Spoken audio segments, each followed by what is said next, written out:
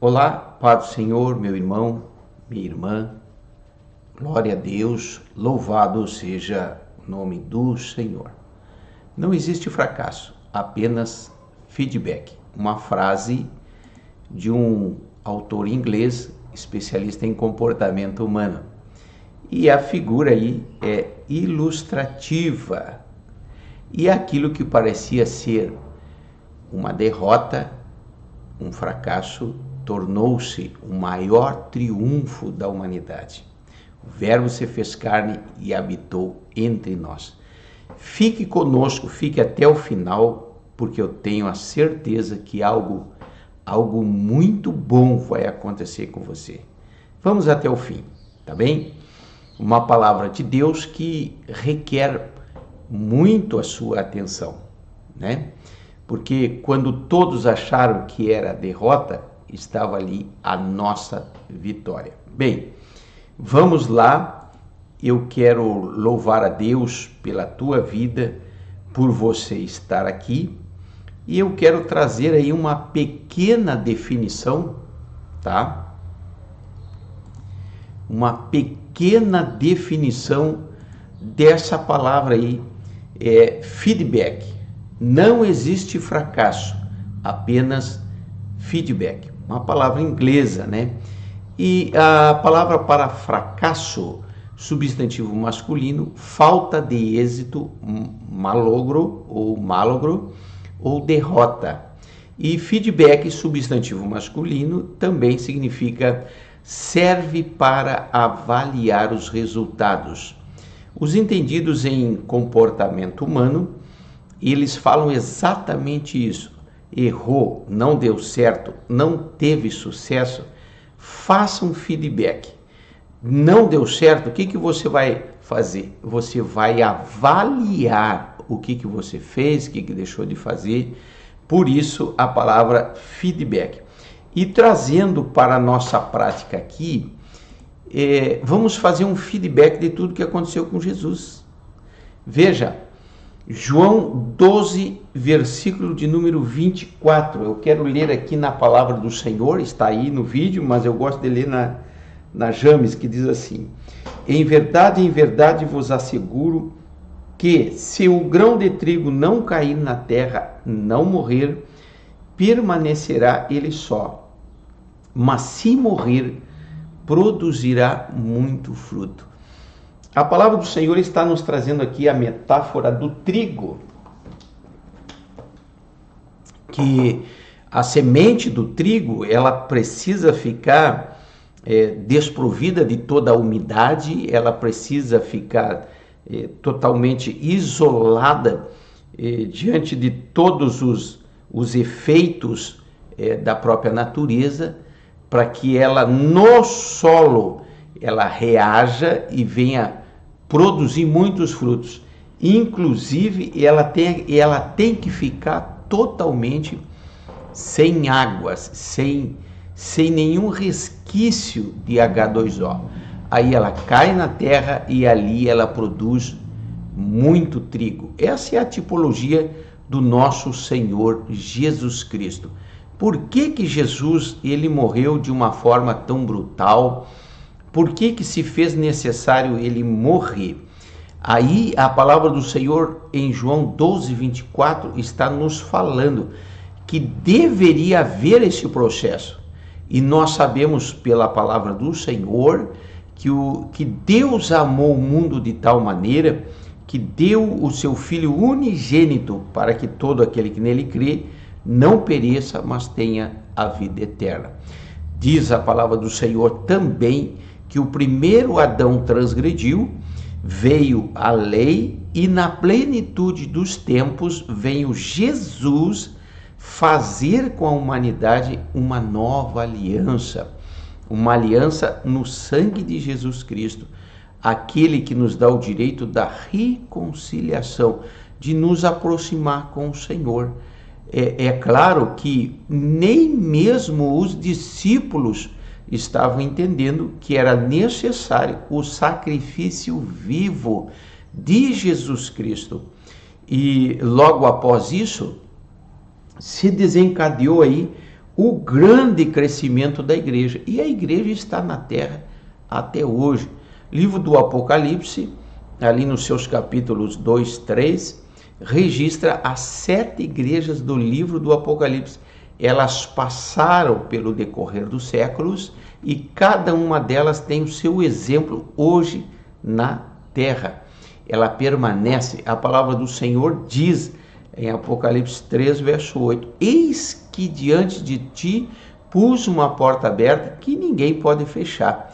A igreja ainda é o sal da terra, a luz do mundo.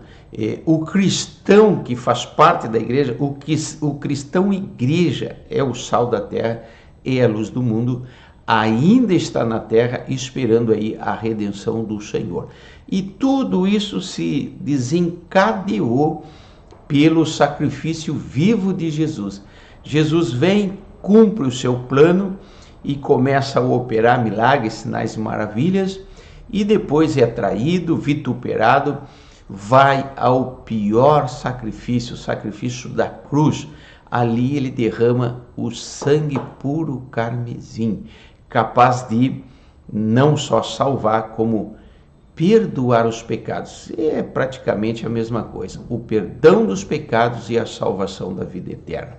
Bem, o segundo versículo que eu quero apresentar aqui para você está lá em Hebreus 10, 12, que diz assim: mas este, havendo oferecido para sempre um único sacrifício pelos pecados, está assentado à destra de Deus. Querido irmão, parecia que era derrota, parecia que estava tudo perdido, e eu não posso nessa live, nessa gravação de vídeo, dizer somente da morte de cruz. Eu tenho que falar que Jesus está entronizado, está à destra de Deus. Você pode fazer a observação aí em Filipenses, no seu capítulo de número 2.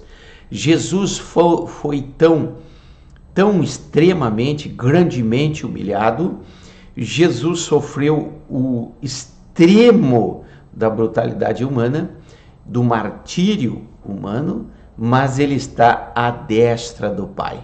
Você olhando, você observando tudo o que aconteceu, você fazendo o feedback, você analisando os resultados, você vai ver que era necessário, como diz a Bíblia, que Jesus passasse o que passou, para que eu e você pudéssemos estar aqui hoje.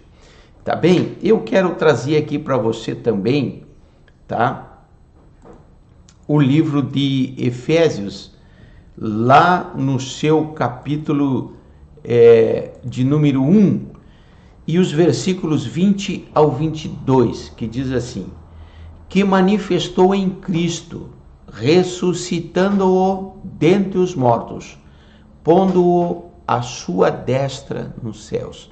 Veja, não podemos falar da crucificação de Jesus sem exaltá-lo, porque ele foi reconduzido. Ele, quando se ofereceu para a salvação da humanidade, ele deixou o seu trono, a sua glória, e o Verbo se fez carne e habitou entre nós.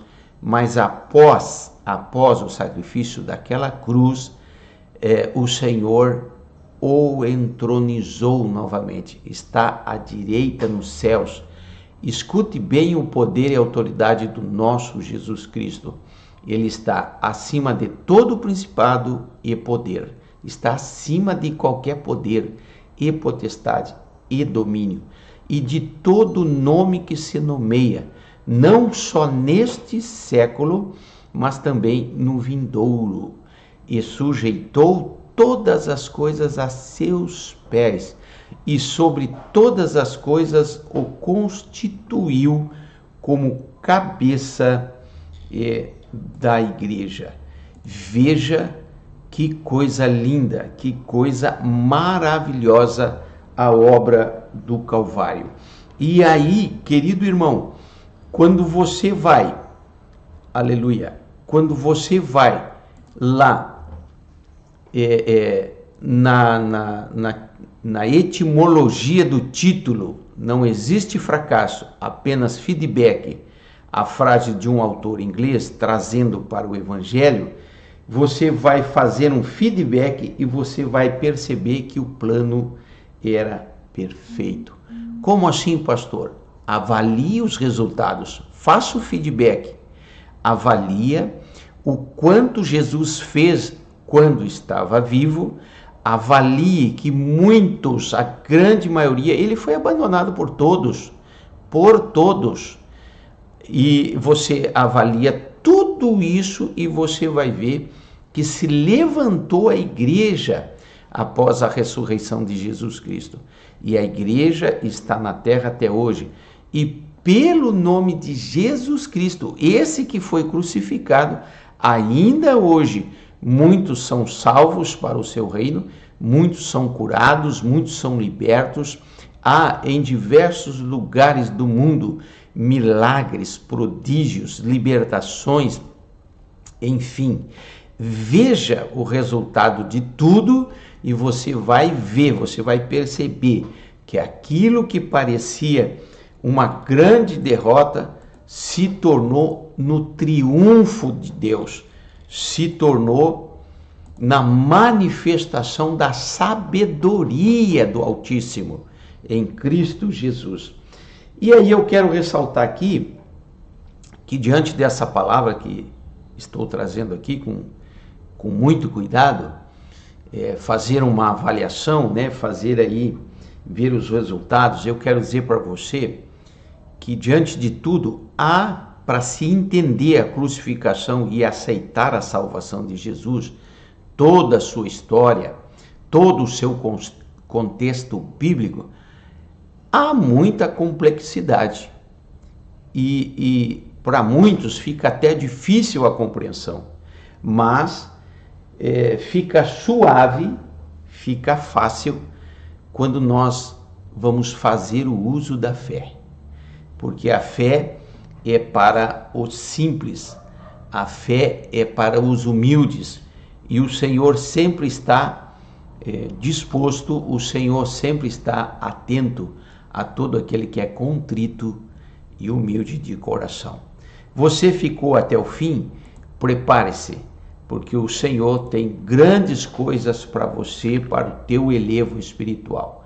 O Senhor te abençoe e te guarde, o Senhor faça resplandecer o seu rosto sobre ti, o Senhor levante sobre ti o seu rosto e te dê a paz.